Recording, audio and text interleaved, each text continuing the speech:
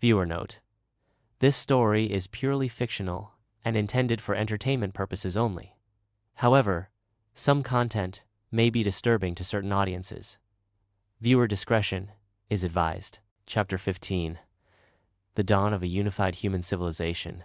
Inside the central control room of the global headquarters of the Supreme Council of Human Civilization, located in northwestern Dragonia country, the air carried a faint mix of fresh paint and electronic components, a little sharp, but full of the smell of new beginnings. Li Zhe, a technical officer from the AP, Asia Pacific, headquarters, stood with thin-gloved fingers gently poking at a slowly spinning holographic Earth model. The image was crisp, fluid. The outlines of continents glowed with a soft blue aura, almost tangible in their realism. One small red dot, however, kept blinking stubbornly over the location of the EU, Europe, headquarters Trident Nation. "Is Aurora still playing dead?"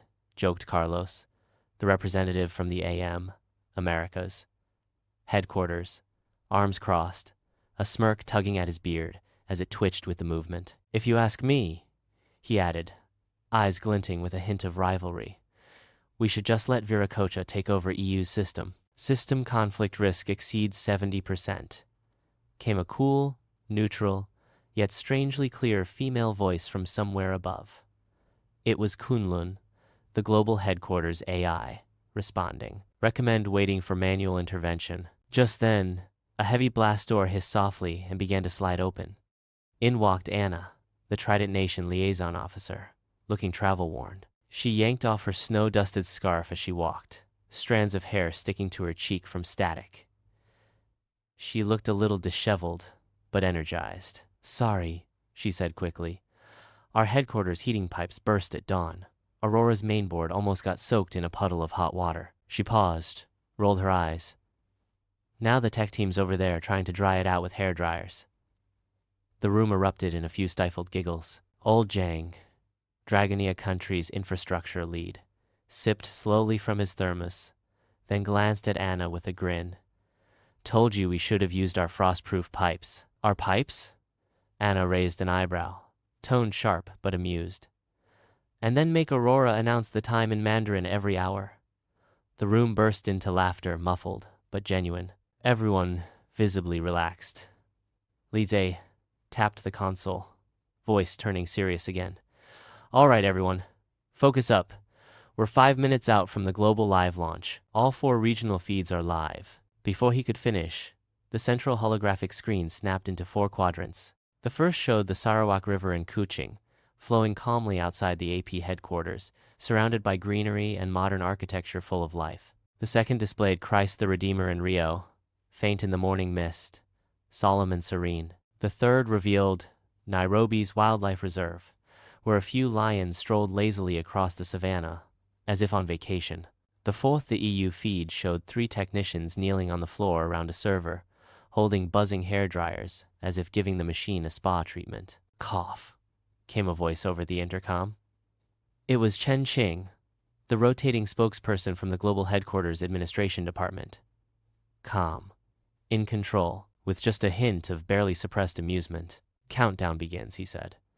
"Kunlun, initiate final protocol." Instantly, 5 distinct electronic voices echoed from all directions. "Kunlun, online.